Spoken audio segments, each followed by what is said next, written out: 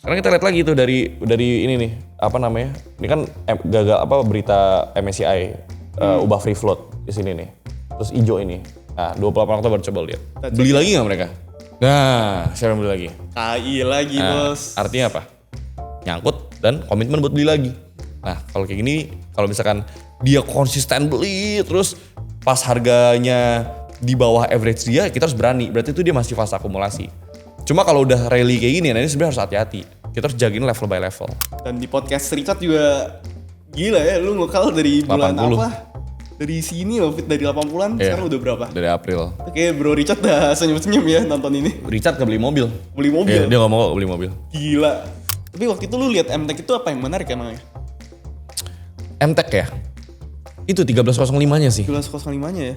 1305-nya dan kalau kita lihat structure-nya kan sebenarnya itu udah siap reversal sebenarnya. Oh iya, Iya double kan? bottom pattern ya? Udah bikin uptrend structure di tren kecilnya, terus menyempit daripada resistnya. Harusnya sih sebentar lagi MTech bisa naik ya. Cuma nih KZ-nya jualan mulu tuh, tiap naik Iya, jualan, tiap di naik 7 jualan. November. Coba lihat kemarin, boleh gak lihat kemarin? 2 Desember. AKZ lagi ya, XLHP, XC, CPU. Iya. Cuma kalau ditanya apakah bisa naik, ya kalau ngeliat chart begini, as long dia bisa close above 1305, gue sih pede dia bisa balik. Let's say 1460 minimal gue yakin bisa. Halo semuanya, welcome lagi ke 40 Stock Show. Hari ini gue sama David lagi ya. Hai teman-teman. Gimana David kabarnya? Kabar baik, so far so good. Dari last talk show kita ya, kita udah dapat another saham baru ya, kita udah untung lagi. So far happy ngeliat IHSG dengan market structure uptrend begini. So far year to date juga kita positif. So hopefully IHSG closing December gonna be strong. Dan gua sih, ya mungkin gue punya bias ya karena duit gue banyak di market Indo. But I'm quite bullish for next year. And I think the bull run itu belum datang gitu. Walaupun kita udah rally dari 6.000 sampai 8.600. Tapi kalau kita ngeliat dari big picture-nya, sebenarnya kita belum jauh kemana-mana sebenarnya. Iya. Kalau kita bandingin IHSG sama LQ45 ya mungkin. Atau enggak kita ini zoom out dulu, kita zoom out. Oh, iya, Kita zoom out IHSG dulu, kita pakai chart monthly aja. Oke.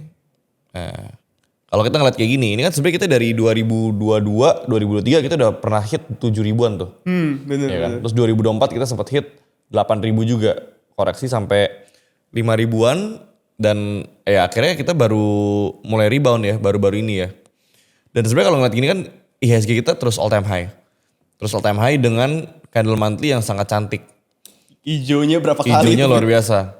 Jadi sebenarnya kalau kita ngeliat kayak gini kan berarti di 2025 ini dampak daripada QE dan cut rate itu sudah mulai berasa sebenarnya. Flow-nya udah masuk emerging market. Bener ya.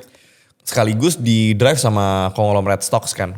Jadi ketika banksnya nggak kemana-mana, ya IHSG tetap bisa ke-push karena ada paradigma baru gitu. Perhitungan float daripada pergerakan IHSG yang dulunya sangat memberatkan ke banks. Sekarang emiten-emiten kayak Brand, kayak Tepia, Pani, Cuan, DSSA, itu udah berat juga bobotnya ke IHSG gitu.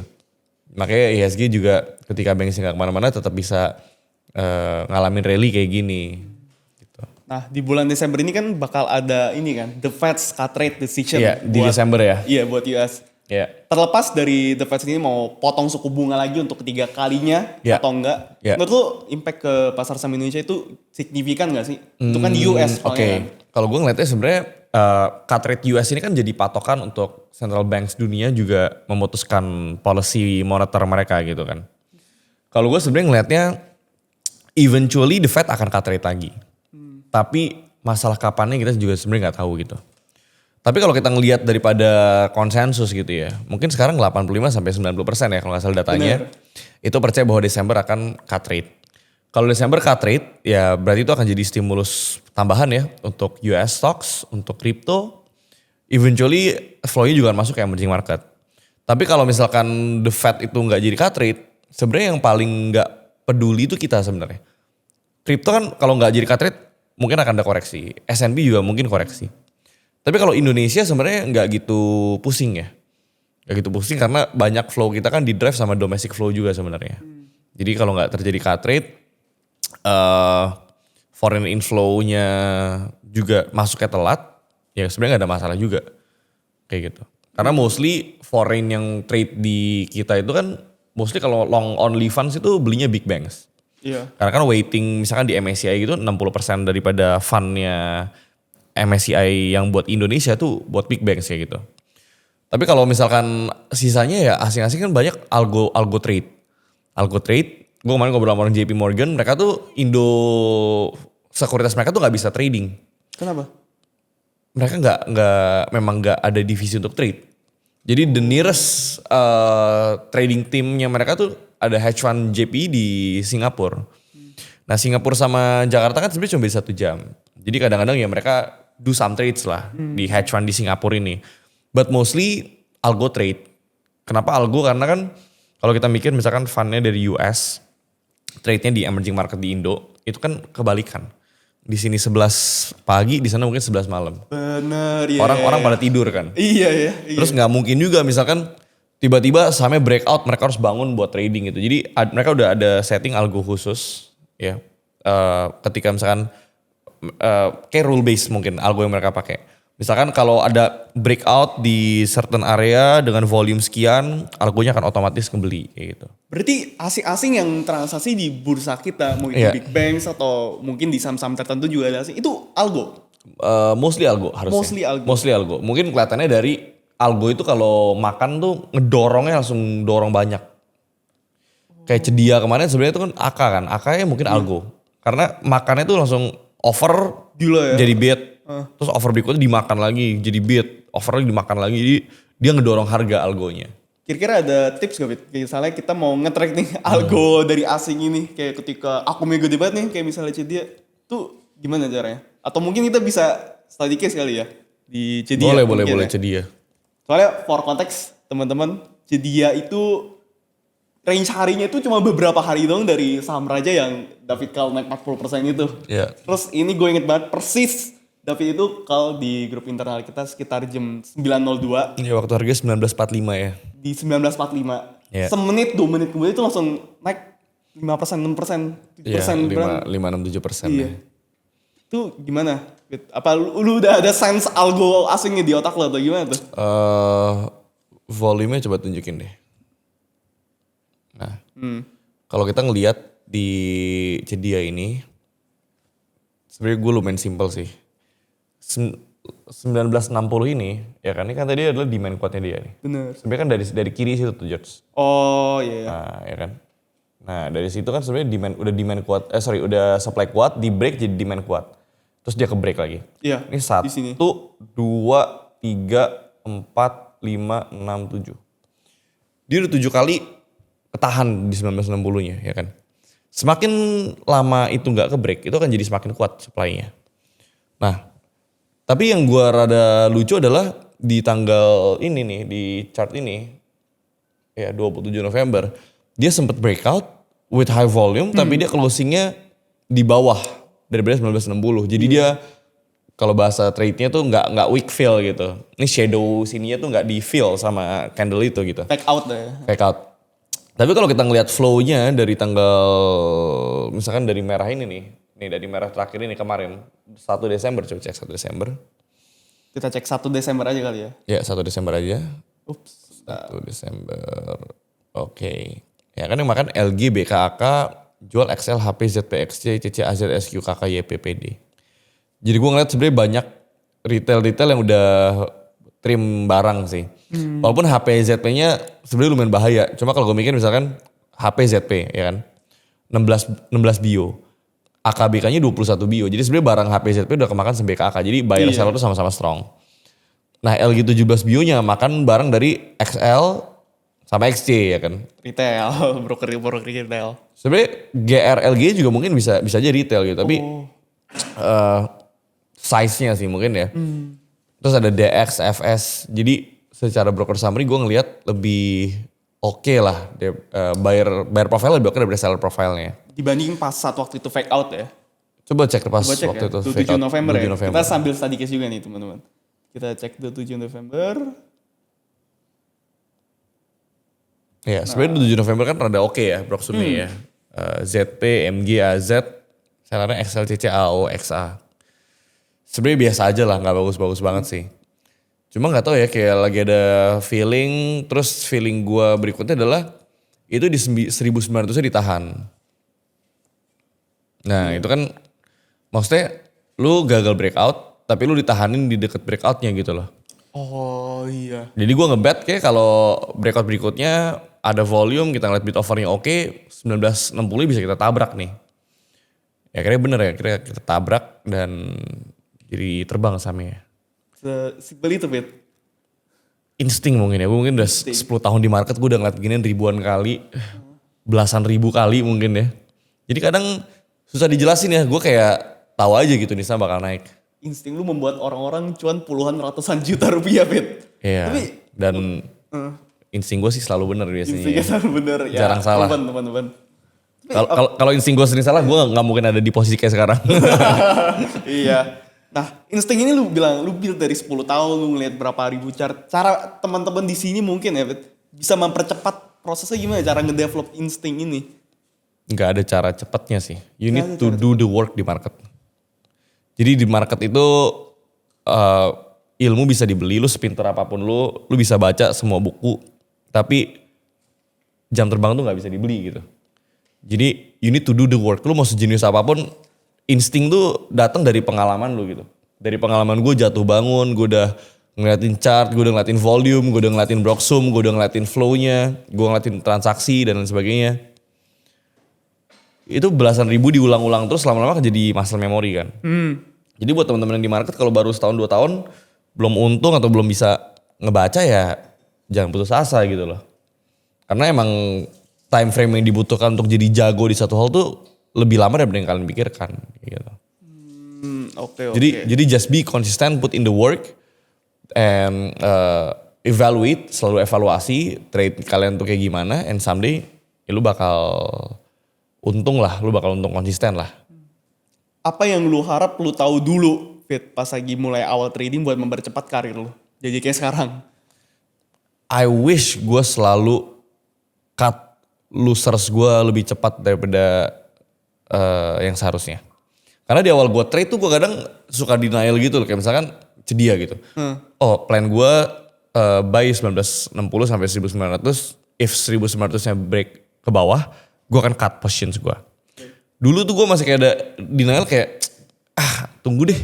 Tunggu tiba-tiba 1800. 1800 break lagi. Tunggu deh. Jadi miskin lu kayak gitu kan. Nah, yang sekarang gue lakuin 1900 break, ya udah buang aja. Terus Fit kalau naik lagi gimana? Tinggal beli lagi. No hard feelings. No hard feelings gitu. Jadi itu di market lo harus cepat move on. Kalau orang yang terlalu lama lingering di regretsnya dia menyesal, dia terlalu lama, gue menyesal, coba gue gak jual apa. You're not gonna make it sih. Kalau kata orang kripto, NGMI ya, you're not gonna make it. Jadi uang tuh harus benar-benar dilihat kayak angka aja sih. Gak usah terlalu emosional sih. Dilihat kayak angka. Kayak angka. Lu bisa ngomong itu at certain level atau lu dari dulu udah ngomong kayak gitu? Lu liat gue sehari gue hilang berapa? Iya. 3-4 M gue, emang gue lemas. Gue ngomong kayak orang kayak zombie. Cuma ya gue masih bangun pagi, gue masih bisa mandi, gue masih bisa pakai kemeja, gue masih bisa pergi meeting gitu loh. Iya. Jadi ya udah it's just all part of the game gitu. I wish gue tahu gue nggak harus terlalu emotional in every trade, and I see values as a data point gitu. Gue nggak see values tuh as gue kehilangan uang gitu. Gue ngeliat ini data point, gue salahnya di mana, gimana cara gue evaluate, gue missing outnya di mana, apakah gue kurang disiplin, apakah gue masuk kecepatan, lu coba cek MTech. MTech gue tadi udah rada nafsu tuh. Gara-gara kalau lu lihat 13.05-nya. Nah itu kan sebenarnya if close above 13.05 sebenarnya oke. Iya. Cuma gue kemarin ketipu di sini nih. Di sini ya? Nah 7 November kan. Cut loss di MTech. Penuh dikit sih cut lossnya sih. Iya cut loss dikit. Ya cuan sedia gue jauh berapa kali lipat? 8 kali lipat lah daripada cut lossnya MTech. Cuma the point is. Ini prematur. Intraday 13.05 gue dorong. Ternyata closingnya below 13.05. Nah study case lagi nih. gue kan cut dia 13.05, gue cut tuh 12.80. Jadi waktu dia flip dari hijau ke merah, gue buang, ya kan? Oh iya. Nah, coba gue nggak jual, coba lu lihat dari 12.80 gue buang sampai bottomnya di sini nih, itu berapa persen selisihnya? 80. Bah, pedih, Fit. 6%. 6% pedih sih. Gua cut tuh cuma 2% kalau gak salah ingat. 2%. Ya, tapi kalau misalkan gua ke drawdown apa 6, gua drawdown gua 8. Iya kan? Tapi waktu itu lu lihat MTech itu apa yang menarik emangnya? MTech ya? Itu 13.05-nya sih. 12.05-nya ya? 12.05-nya dan kalau kita lihat structure-nya kan sebenarnya itu udah siap reversal sebenarnya. Oh iya, Iya double kan? bottom pattern ya? Udah bikin uptrend structure di trend kecilnya, terus menyempit daripada resistnya. Harusnya sih sebentar lagi MTech bisa naik ya. Cuma nih KZ-nya jualan mulu tuh, tiap naik Iya, jualan, tiap itu naik di jualan. November. Coba lihat kemarin, boleh gak lihat kemarin? Kita lihat 2 Desember ya. AKAZ lagi ya, XLHP, XC, CPU. Sebenarnya MTech udah mulai menarik sih. AKBK, AZ. AZ-nya masih beli terus. Ya I think MTech sebenarnya oke lah. Cuma ya bandarnya rada basa-basi aja. Iya, Cuma kalau ditanya apakah bisa naik, ya kalau ngeliat chart begini, as long dia bisa close above 13.05, gue sih pede dia bisa balik. Let's say 1460 minimal gue yang bisa. Cuma ya gue aja kemarin cut loss 2%. Cuma Iya. buat gue 2% tuh nothing money. Karena buat gue gini, gue mending tes, hilang 2%. Heeh. Tapi kalau gue bener, gue harus dapat 12% upside gitu loh. Tapi ya udah gitu, gue harus disiplin, 2% cut. Dan gue kena drawdown 8 gitu. Nah, lu tipe orang yang lebih sakit kalau loss Iya. atau enggak cuan, kehilangan opportunity lah. Kalau loss. Kalau loss lebih sakit. Ya, gue kadang kalau nggak cuan sebenarnya kalau gue nggak pede-pede banget kayak ya udahlah gue juga nggak pede gitu. Oh, Yang gue sakit tuh kalau gue udah pede banget, gue udah tau kayak ini pasti bakal naik terus gue nggak beli. Nah itu lumayan sakit lah. oh, oke. Ini kayak MTech nih, kalau MTech misalkan closing hari ini di atas 13.05, 13.10 besok gue tabrak. Besok lu tabrak. Besok gue dorong, gue yang tarik besok. Oke, Fit. Mungkin kita balik ke makro kali ya, bahas Iya. market outlook overall gimana. Apalagi Iya. ini kan bulan Desember nih, akhir tahun dari tahun 2025. Ya. Menurut lu gimana? Tahun depan apakah ada sektor yang menarik, Fit? Yang harus teman-teman di sini lirik? Sektor ya. Sektor. Kita ngomongin sektor dulu. Habis itu baru ngomongin sahamnya. Sektor. Menurut gue yang lagging bakal pada gerak ya. Yang lagging. Banks menurut gue akan gerak. Properti menurut gue akan gerak. Oh, berarti bukan the old fundamentals, Fit? I think kalau sekarang kan Konglo nopang kita. Iya. Terus kalau mereka memang banyak yang kejar MSCI kan pasti akan dijaga harganya at certain point. Supaya mereka nggak keluar dari MSCI. Yes. Tapi dijagain ini, kayak misalnya kita ngeliat brand gitu kan. Brand 9.500, ini udah berat ya kan. 10.000 udah berat, udah susah naik lagi ya. Nah itu kan rebalancing MSCI itu. Bener, di volume gede ini. Iya, iya kan. Bener. Cuma kalau kita ngelihat flow asingnya, lihat asingnya konsisten beli terus. Iya. Ya gara-gara udah masuk MSCI Index, jadi fund-fund asing udah pada mulai bisa beliin. Jadi sebenarnya kalau masuk MSCI akan di-maintain. Cuma untuk bisa naik banyaknya itu ya lumayan tough ya. Lumayan tough ya. Lumayan tough. Buat saham-saham yang udah masuk MSCI, udah kecapai targetnya. Udah gitu kecapai ya. targetnya ya. Jadi mungkin sekarang target ya kayak kemarin ya, kayak misalkan brand, oke kita masih bisa kejar brand gitu. Cuma pas brandnya masuk kita udah fokus ke berikutnya. Oh Petro misalkan kayak The gitu. next-nya ya. Ntar Petro udah masuk ya mungkin kita harus cari nextnya apa gitu loh. Karena jujur Petro juga udah naik udah banyak banget. Kita udah kenyang banget. Kita udah di sini, kenyang Fit. udah di stock splitin ya kan. Iya. Tapi ya I think nggak ada saham yang bisa naik selamanya juga kadang ya. Apalagi saham-saham yang lagi hype, banyak liquidity ke situ. Dan mungkin gak ada saham yang turun selamanya juga. But we'll see. Menurut gua kalau misalkan dibandingin sama Arto gitu, zaman dulu Arto kan dulu juga tarik gila ya 2021 dari 1.000 sampai 17.000. Iya. Tapi bedanya adalah Arto story-nya bukan masuk MSCI. Oh iya bener. Kalau sekarang emiten PEP masuk MSCI, mereka ada certain threshold yang mereka nggak boleh di bawah itu gitu kan. Jadi mungkin less likely bakal dibanting-banting kayak Arto. Arto kan 17.000 sampai berapa? 1.000. Iya itu. Iya kan? Parah Dari sih. 1.000 sampai 17.000 sampai 1.000 lagi. Orang-orang kira stock split. Kalau Pak Pepe sih gue liat jagain barangnya ya. Jagain Ya, barangnya dia pengen creating the new big cap sih, the new blue chips ya. Dia mau bikin blue chips dia sendiri. Tapi menurut lu konglomerasi antar kita ke MSCI ini bisa dibilang fundamental gak sih? Karena kayak kalau kita lihat laporan keuangannya mungkin gak semenarik banking gitu. Betul. Cuma Pak Prayogo ini sebenarnya duit-duit dari saham ini dia gulung balik ke bisnisnya. Jadi fundamentalnya ngejar. Jadi lu pun sahamnya naik gila-gila kalau fundamentalnya tiap tahun kali 2 kali 2 Iya. ya kan. Misalkan bodoh-bodohan nih PI 200 kali 2 tahun depan PI 100 kali 2 PI 50 kali 2 PI 25 udah tinggal 25. Jadi orang ngeliatnya tuh kayak udah kali. Cuma lucu adalah kalau earningsnya kali 2 sahamnya udah kali 2 gitu. Iya, amin. PI-nya gak pernah turun. Nah jujur ini fenomena baru yang gue juga sebenarnya nggak gitu bisa prediksi ya. Iya, ini baru ya di Indo ya. Iya di Indo seumur hidup kita baru pertama kali ngeliat kayak gini gitu. So ya I'm so excited, gue juga excited ngeliat perkembangannya. Kalau misalkan nggak turun juga bagus, gue juga pegang banyak gitu kan. Nah, Tapi kalau misalkan harus turun dan akan pindah flow-nya ke fundamentals ya gue juga akan lakuin hal yang sama. kita cari the next one Iya, aja ya. iya. Jadi just trust the data, just trust the money flow. Jangan pernah percaya sama opini lu. Nah itu yang gue pelajarin 10 tahun di market. Dengan portofolio gue sekarang. Gue belajar untuk jangan terlalu percaya dengan opini lu. Apalagi opini orang lain. Apalagi opini orang lain. Karena at the end of the day yang menentukan harga naik atau turun adalah market. Market. Bukan lu. Yes. Market bukan punya bapak gue gitu kan. Benar. Jadi ya kita harus percaya dengan volume, dengan money flow, kita harus lihat makronya, kita harus lihat fundamental story-nya, kita harus jagain terus ceritanya kayak gitu. I see. Oke. Kalau misalnya kita track back ya, S&P 500, US Ya. stocks, crypto, itu kan udah all time high terus-terusan ya. Walaupun ya kayak kita juga all time high ya. Bahkan kenaikan mereka tuh signifikan banget. Bahkan sebelum sentimen cut rate to Fed ini. Menurut lu flow yang lagi beredar nih Fit, di US market ini, US stocks atau crypto, itu bakal masuk ke emerging market dan 2026 kita bakal party gak nih Fit, pasar Ya. saham Indonesia? Menurut gua eventually flow dari developing market tuh pasti akan pindah ke emerging market. Karena itu yang terjadi di 2020 dan 2021 juga. Yes. Dan sebenarnya itu juga terjadi di tahun-tahun sebelumnya. Jadi ketika Fed-nya itu agresif cut, terus mereka QE, M2 money supply-nya itu loncat, S&P kan sebenarnya udah all time high terus menerus kayak gitu kan.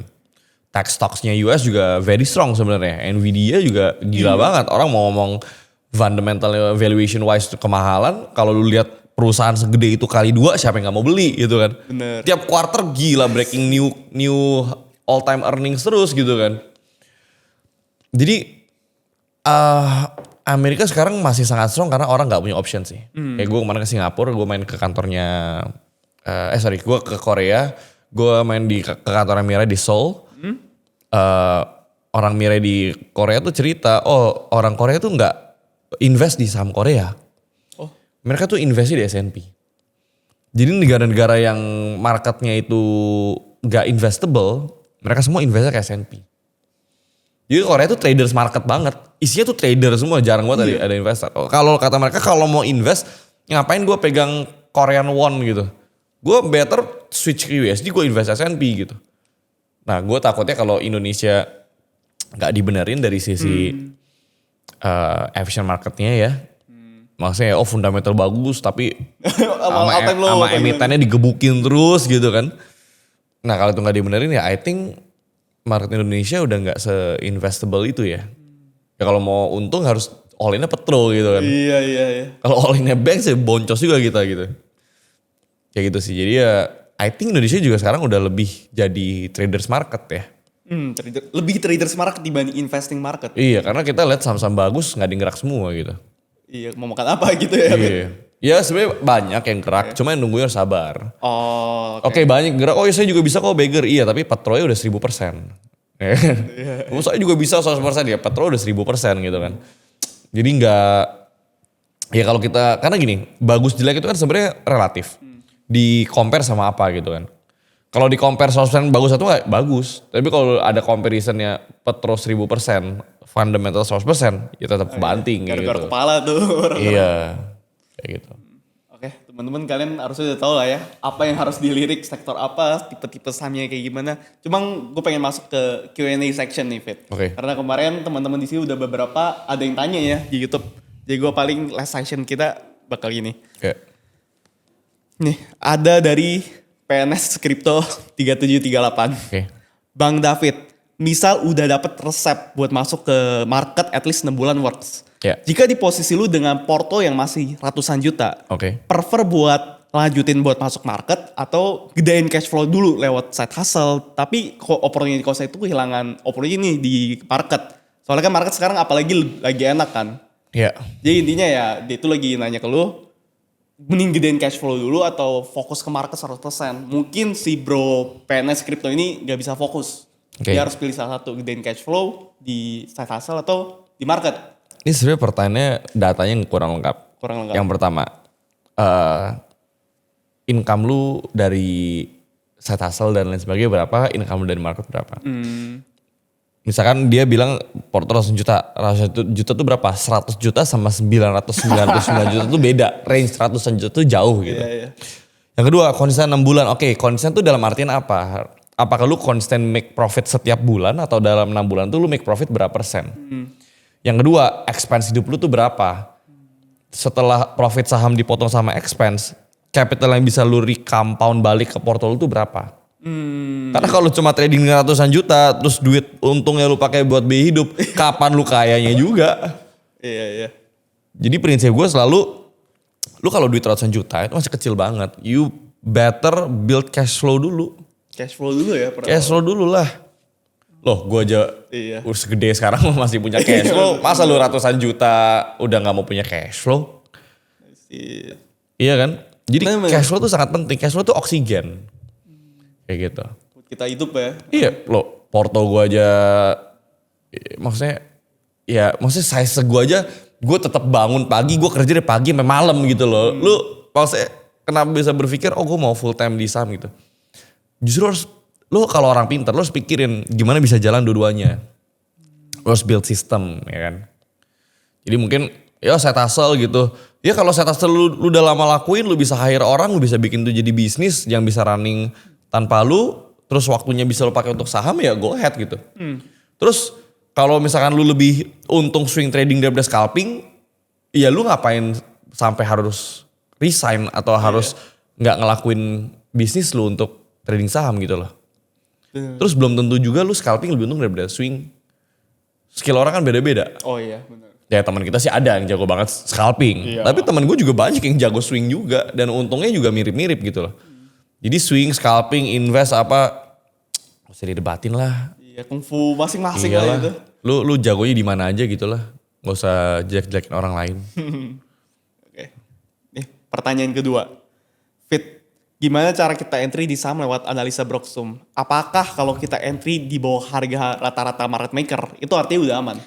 Sebenarnya jawabannya belum tentu juga ya.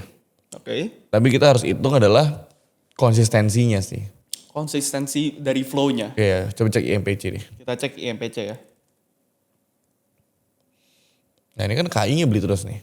Kalau kita ngeliat dari awal dia rally, Dari sini ya. dari situ tuh. Ya 24 September sampai hari ini. Ya lihat tuh. Kan KI-nya 394 M. Dibilang hampir 400 M ya. Iya. 2616. Ya, berarti dia 400 M sampai sekarang coba untung berapa coba? Kita cek ya. 2616. Ya sekitar segini lah. 23%. 23%. Berarti dari 400 miliar.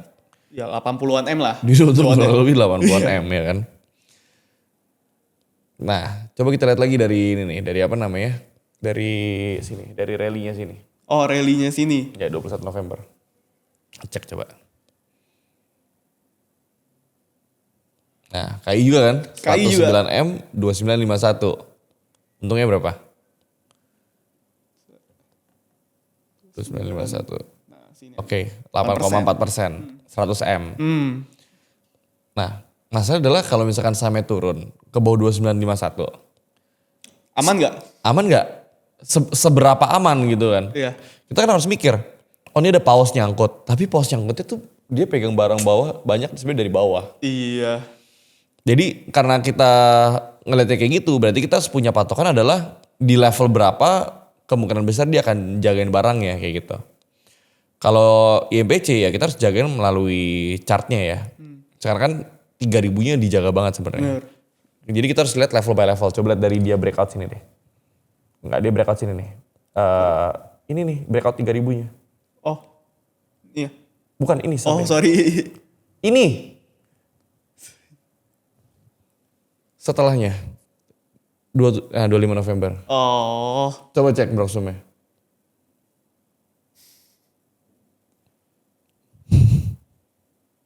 Nah, sorry, sebentar.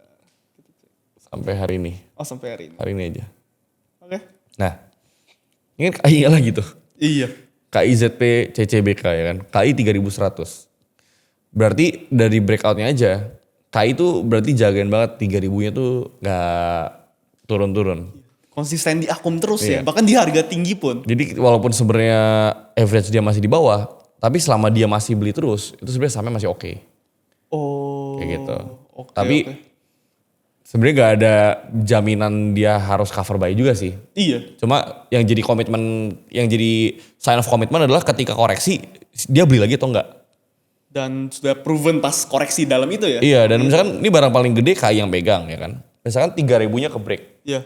dia ke 2800. Yang buang siapa, yang beli siapa. Kalau KI-nya beli lagi, itu berarti di komitmen ditahanin. Tapi kalau ternyata 3000-nya break, KI-nya buyer tiba-tiba jadi seller, nah itu udah harus hati-hati. Oh, oke, oke. Tetap Kayak gitu. intinya pantau day by day si market maker ini itu Betul. masih akum terus Dan atau harus dijagain distribusi? pakai technical sama market structure-nya sebenarnya. Berarti broker summary nggak bisa berdiri sendiri. Bisa sebenarnya, tapi kita harus ngerti dari awal trennya mulai. Kayak misalkan waktu itu ya IMPC dari situ, dari awal trennya mulai, ya dari 24 September sampai coba cek sini sebelum crash sampai 13 Oktober coba cek. 24 September sampai 13 Oktober.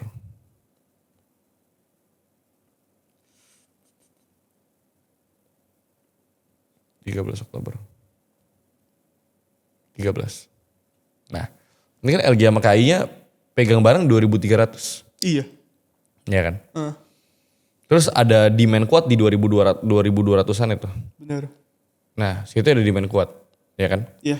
Berarti logikanya, kalau dari konsolidasi aja mereka pegang 100 miliar di 2.300-an, terus dikoreksi sampai 2.200, kita harus cek pas koreksi, dia beli apa enggak, coba cek. 14 Oktober. Ya, ini untuk kita ngecek komitmen. Dia nyangkut, dia mau beli lagi atau enggak. Nah, siapa yang beli? Beli lagi. Kayak lagi kan? Iya, Berarti mereka yang nahanin loh di situ. Sekarang kita lihat lagi tuh dari ini nih, apa namanya? Ini kan gagal apa berita MSCI ubah free float di sini nih. Terus hijau ini. Nah, 28 Oktober coba lihat. Beli lagi nggak mereka? 28 Oktober. Nah, siapa yang beli lagi? KI lagi, Nah, Bos. artinya apa? Nyangkut dan komitmen buat beli lagi. Nah, kalau kayak gini, kalau misalkan dia konsisten beli, terus pas harganya di bawah average dia, kita harus berani. Berarti itu dia masih fase akumulasi. Cuma kalau udah rally kayak gini, nah ini sebenarnya harus hati-hati. Kita harus jagain level by level. Kayak gitu, itu patokannya. Berarti emang ya ngeliatnya konsistensi dari inflow-nya dan Iya. harus ngerti ya karakteristik dari broker si market maker ini ya. Ya. Oke, mungkin ini last question ya Fit. Iya. Ada yang nanya target short term dan long term saham Bumi. Gila, apalagi ya lu kan pegang dari level berapa tuh Fit? Ya, lu 80-an pengen ya. 80 perak. Kita cek. Bumi ya. Dan di podcast Richard juga gila ya lu ngekal dari bulan 80. apa? Dari sini loh Fit, dari 80-an Iya. sekarang udah berapa? Dari April. Oke, Bro Richard udah senyum-senyum ya nonton ini. Richard gak beli mobil. Beli mobil. Iya, dia gak mau beli mobil. Gila. Menurut gua Bumi ya. Coba lihat Broxum-nya terbaru. Kita lihat.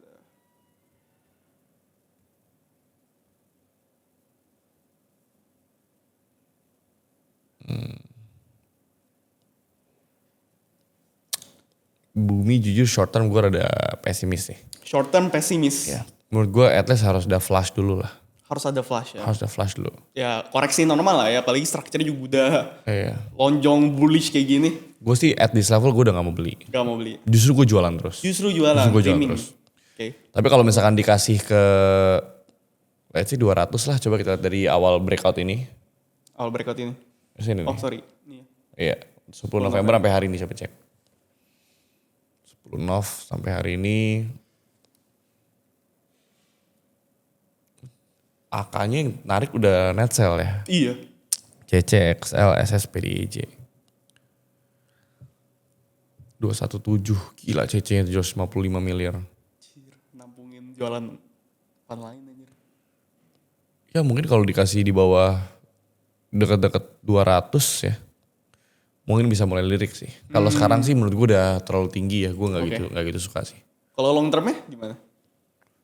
Apakah Bumi ini masuk MSCI gitu yang market cap kecil atau gimana? Harusnya bisa ya. Harusnya bisa. Harusnya bisa. Long term harusnya oke menurut gue. Long term oke ya? Karena BRMS juga dulu dari gak diurus kan jadi diurus. Iya, benar. BRMS kan juga dulu udah 80 perak. Kita trading gue inget banget tuh udah 100 perak kita Iya. tradingin ya kan. Sekarang tiba-tiba 1000. 1000. Cuma Bumi ini mungkin karena Bumi ini ada cengdong dalamnya lumayan gede ya. Jadi kalau Isi ya. BRMS tuh lebih kering lah daripada Bumi. Kalau Bumi ini tiap naik cengdongnya jualan kan Iya, 50 miliar cengdong jualan. Mereka jualan terus gitu. Jadi kalau udah standby seller begini tuh lumayan was-was lah ya. Oke, itu aja Fit.